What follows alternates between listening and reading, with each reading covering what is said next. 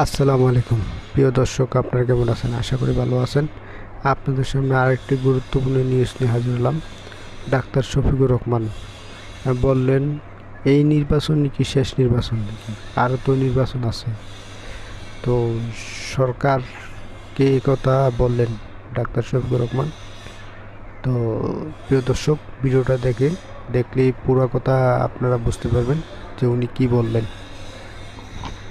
মধ্যে যে আকাঙ্ক্ষা তৈরি হয়েছিল জুলাই গণ অভ্যুত্থান এবং সীমাহীন ত্যাগের মধ্য দিয়ে, কার্যত সে আকাঙ্ক্ষার বাস্তবায়ন এই নির্বাচনের মাধ্যমে হয়নি। ইতিহাসের ধারাবাহিকতায় জুলাই বিপ্লবের পর দেশে একটি অন্তর্বর্তীকালীন সরকার গঠিত হয়েছিল। এই সরকারের সকল কাজই ভালো, সকল কাজই মন্দ, এইভাবে চোখ বন্ধ করে বিচার করার কোনো সুযোগ নেই। তারপরে এইটুকু বলা যায়, দৃশ্যমান আমরা যেটা পেয়েছি যে নতুন করে ওই আয়নাগরের অস্তিত্ব আর টিকিয়ে রাখা হয়নি। কাউকে ওরকম গুম হতে হয়নি, মানুষকে নির্বিচারে গুলি করে পাখির মতো হত্যা করা হয়নি, মানুষকে হত্যাযোগ্য করার জন্য কোনো বয়ান তৈরি করা হয়নি। এইটুকু আমরা দৃশ্যমান দেখেছি। কিন্তু তাদের একটি পবিত্র দায়িত্ব ছিল, তারা যেহেতু ট্রানজিশনাল পিরিয়ডের সরকার,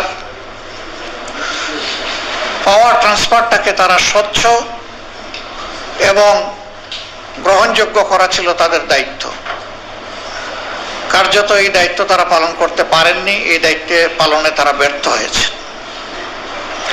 ফলে জাতির মধ্যে যে আকাঙ্ক্ষা তৈরি হয়েছিল জুলাই গণ অভ্যুত্থান এবং সীমাহীন ত্যাগের মধ্য দিয়ে, কার্যত সে আকাঙ্ক্ষার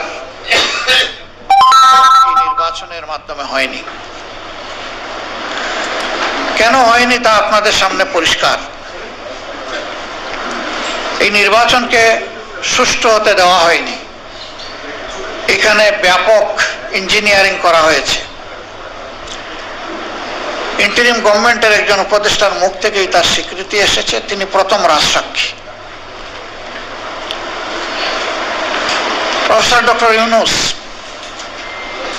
তিনি যুক্তরাজ্য সফর করেছিলেন। সফরে যাওয়ার একদিন আগে জাতির সামনে ভাষণ দিয়ে তিনি বলেছিলেন, নির্বাচনটি অনুষ্ঠিত হবে এপ্রিল মাসের প্রথমার্ধে এবং নির্বাচন কমিশন তার উদ্যোগ গ্রহণ করবে, বাস্তব পদক্ষেপ গ্রহণ করবে।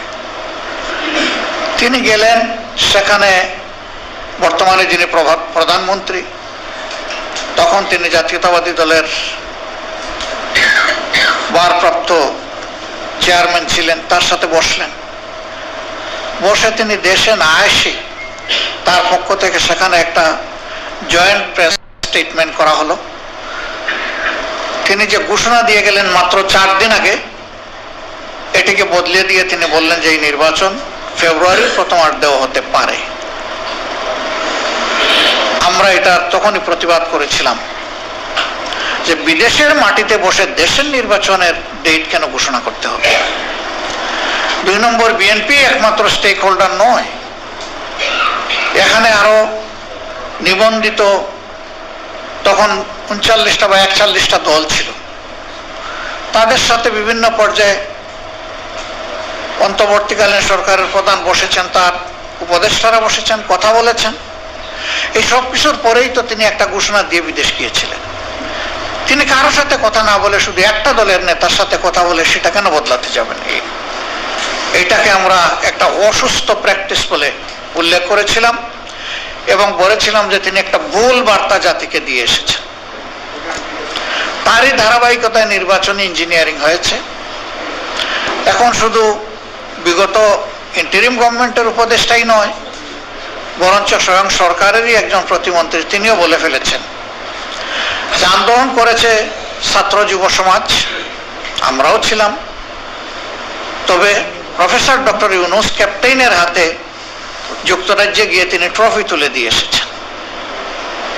ট্রফি যদি ওখানেই তুলে দেওয়া হয় তাইলে আর নির্বাচন থাকলো কোথায়? এটি দ্বিতীয় রাজসাক্ষী। এর মাধ্যমে এটা প্রমাণিত হয়ে গেল যে নির্বাচনে যোগসাজশের মাধ্যমে ব্যাপক অনিয়ম করে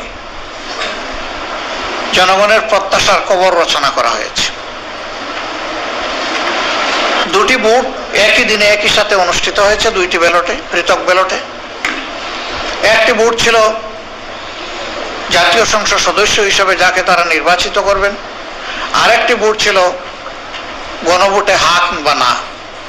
এখানে 4টি সুস্পষ্ট প্রশ্নমালা ছিল। এর ভিত্তিতেই জনগণ তাদের রায় দিয়েছে। দুটি ব্যালটেরই সদ্ব্যবহার হয়েছে। যারা ভোট দিতে এসেছেন তাদের 68% উপরে জনগণ হার পক্ষে ভোট দিয়েছে গণভোটে। আর বিগত সরকারের যে উপদেষ্টা বলেছিলেন যে আমরা তাদেরকে মেইন স্ট্রিম হতে দেইনি, তাদের 168টা পাওয়ার কথা ছিল, আমরা 100টা কেটে নিয়েছি, তাদেরকে 68তে আমরা বেঁধে দিয়েছি। আপনি দেওয়ার না দেওয়ার কে? Who has given you that power?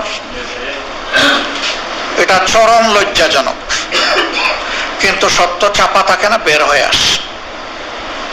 এরপরে তিনি বললেন না, আমরা বর্তমান বিরোধী দলকে মিন করি নাই। তাহলে বর্তমান বিরোধী দলের বাইরে 68টা আসন কে পেল? আসলে হাজারবার চেষ্টা করলেও শাক দিয়ে ভাত ডাকা যায় না। সত্যকে মিথ্যার প্রলেপনে অন্ধকারে ফেলে রাখা যায় না।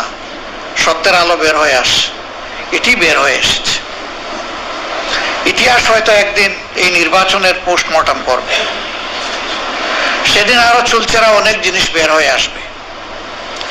তবে আমাদের ঐক্য বাংলাদেশের জনগণের দেশ পরিচালনার দায়িত্বে গেল কি গেল না, এটা আমাদের বড় আফসোসের জায়গা নয়। আমাদের বড় আফসোসের জায়গা জনগণের আকাঙ্ক্ষার যে মৃত্যু হলো এই জায়গাটায়। এরপরে কি হলো? দেশে একটা অস্থিতিশীল পরিবেশ আমরা চাইনি তাৎক্ষণিক সৃষ্টি হোক। এই ধরনের ইলেকশনই শেষ ইলেকশন নয়। এই মার্কা ইলেকশনে 2008 সালেও হয়েছিল। তো 2008 সালে বোঝাপড়ার মধ্য দিয়ে পিছনের দরজায় যারা প্রবেশ করে ক্ষমতার মসনদে আরোহণ করেছিলেন, তারা তো তাদের পরিণতি বহন করে বিদায় নিয়েছে। এখনো যদি কেউ এরকম করে থাকেন এবং যদির কোনো অবকাশ নাই, ইতিমধ্যে তা প্রমাণিত, তাহলে তাদের পরিণতিও ভিন্ন কিছু হওয়ার কথা নয়। কারণ মূল জাস্টিস আল্লাহ তাআলার হাতে। আল্লাহর বিচার কখনো পক্ষপাতিত্বমূলক হয় না। যার যেটা পাওনা আল্লাহ তাকে সেটা সমঝিয়ে দেন, বুঝিয়ে দেন। আমাদের আফসোসের জায়গা হচ্ছে 54 বছর। যদি ভিডিওটা ভালো লাগে লাইক শেয়ার কমেন্ট করে জানাবেন, আর এরকম নতুন কোনো ভিডিও পেতে চ্যানেলটা সাবস্ক্রাইব করবেন। সবাই ভালো থাকবেন। আল্লাহ হাফেজ।